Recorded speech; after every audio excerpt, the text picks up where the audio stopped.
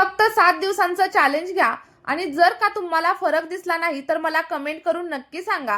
पण आपल्या रेमेडीचा जर तुम्हाला रिझल्ट मिळाला तर हा व्हिडिओ जास्तीत जास्त शेअर करायला अजिबात विसरू नका. इथं व्हिडिओमध्ये तुम्ही बघू शकता माझा चेहरा किती जास्त क्लीन दिसतोय आणि म्हणूनच ही रेमेडी मी तुमच्यासोबत शेअर करत आहे. कोणत्याही क्रीम शिवाय आणि केमिकल शिवाय तुम्हाला याचा 100% रिझल्ट मिळेल. त्वचा खूप जास्त उजळ, निखळ आणि टवटवीत होईल. फक्त एकदा करून बघा आणि खरंच खूप सोपी पद्धत आहे. दररोज करण्याची देखील तुम्हाला अजिबात गरज पडणार नाही.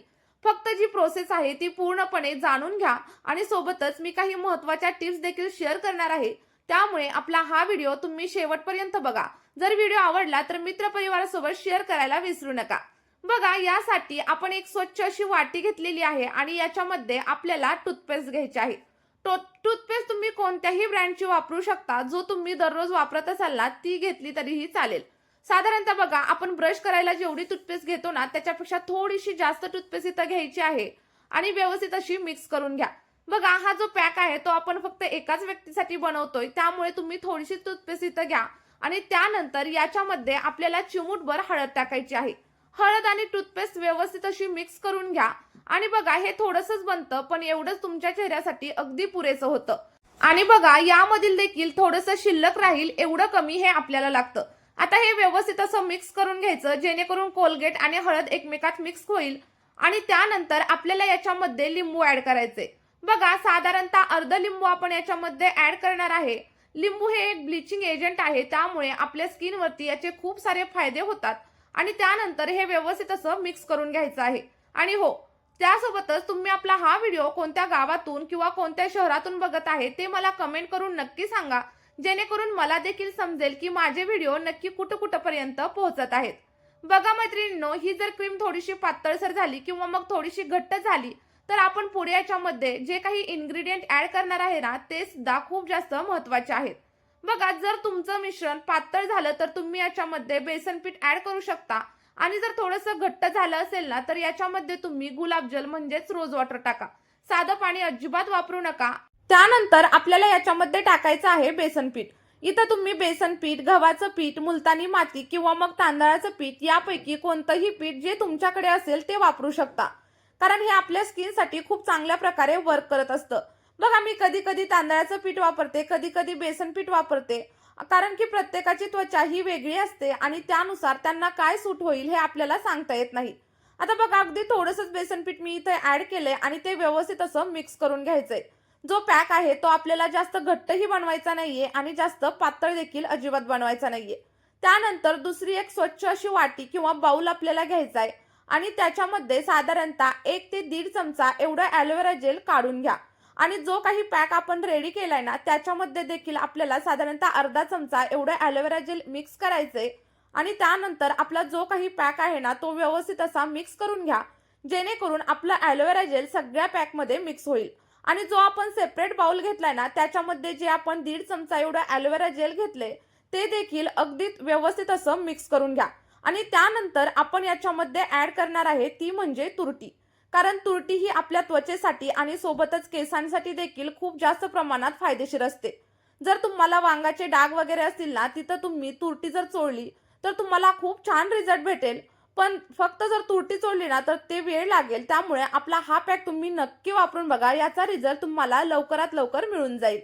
आता बघा, ही जी तुरटी आहे ना ती आपण थोडीशी बारीक करून घ्यायची आहे आणि बारीक केल्याच्या नंतर जी काही पावडर आहे ती आपल्याला पहिल्यांदा ॲलोवेराच्या जेलमध्ये ऍड करायची आणि त्यानंतर आपल्याला हे जे मिश्रण आहे ना ते अगदी व्यवस्थितपणे मिक्स करून घ्यायचं, जेणेकरून ॲलोवेरा आणि तुरटी एकमेकांमध्ये मिक्स होईल. आता हे मिक्स झाल्याच्या नंतर आपल्याला पुढे आणखी थोडीशी म्हणजे चिमूटभर एवढी तुरटीची पावडर घ्यायची आहे आणि आपला जो काही पॅक होता ना त्याच्यामध्ये ऍड करायची. आता बघा, याच्यामध्ये ऍड केल्याच्या नंतर आपला जो काही पॅक आहे तो व्यवस्थित असा मिक्स करून घ्या. बघा, जेव्हा आपण याच्यामध्ये तुरटी टाकतो ना तेव्हा आपल्या चेहऱ्यावरील जे काही वांगाचे डाग असतील ना ते हळूहळू कमी होण्यासाठी अगदी हेल्प होते.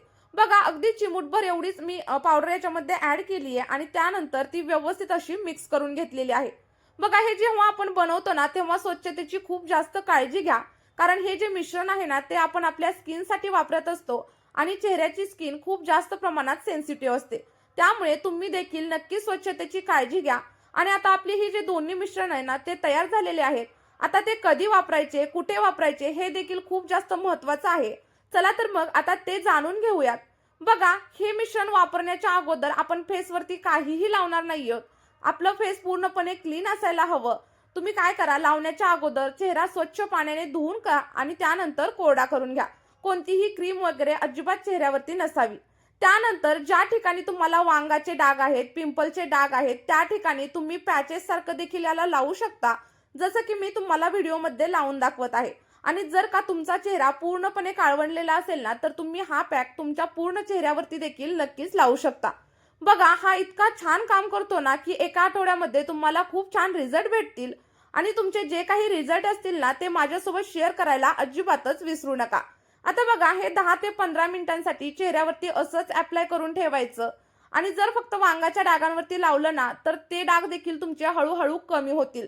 बघा, काही वेळा काय होतं, आपल्याला हनुवटीजवळ, कपाळावरती किंवा मग माउथच्या साईडला थोडंसं पिगमेंटेशन असतं. तिथं तुम्ही हा पॅक लावून द्या. तुमचं पिगमेंटेशन हळूहळू कमी होईल. आणि जर का तुमच्या मानेवरती किंवा कोपरांवरती जर काळेपणा असेल ना, तर तिथं देखील तुम्ही हे मिश्रण नक्कीच लावू शकता. अगदी 10 ते 15 दिवसांमध्ये तुमच्या चेहऱ्यावरील आणि शरीरावरील पूर्णपणे काळेपणा नाहीसा होईल. आता बघा, हे पूर्णपणे ड्राय होऊ द्यायचं. आणि ड्राय झाल्याच्या नंतर तुम्ही एखाद्या ओल्या कापडाने किंवा मग पाण्याने चेहरा धुवून टाकू शकता. आणि त्यानंतर जो काही रिझल्ट भेटेल ना, तो अगदी अप्रतिम असेल आणि तुम्ही देखील हा रिझल्ट पाहून अगदी आश्चर्यचकित व्हाल. आता बघा, जे दुसरं मिश्रण आपण बनवलेलं होतं ना, ते तुम्ही पॅक लावल्याच्या नंतर चेहऱ्यावरती अप्लाय करा आणि छान असा मसाज करा. त्यानंतर 10 ते 15 मिनिटांसाठी असंच चेहऱ्यावरती सोडून द्या. किंवा मग आपलं जे सिरम आहे ते तुम्ही रात्री झोपताना देखील चेहऱ्यावरती अप्लाय करू शकता. आणि यामुळे जेव्हा तुम्ही सकाळी उठाल ना, तेव्हा तुमचा चेहरा अगदी ग्लोईंग होईल आणि अगदी चमकदार दिसायला हेल्प होईल. चेहऱ्यावरची टॅनिंग, डाग धब्बे, वांगाचे डाग सगळं काही 2 ते 3 वापरांमध्ये अगदी कमी होऊ लागेल. बघा, नक्की ट्राय करून बघा. तुमचे जे काही रिझल्ट असतील ते माझ्यासोबत कमेंटमध्ये शेअर करा. आणि सोबतच जर का तुम्हाला या रेमेडीमुळे फायदा झाला असेल, तर आपल्या कमेंट बॉक्समध्ये ग्लो असं लिहायला अजिबात विसरू नका. चला तर मग आजच्यासाठी एवढंच. भेटूया एका नवीन व्हिडिओमध्ये. तोपर्यंत बाय.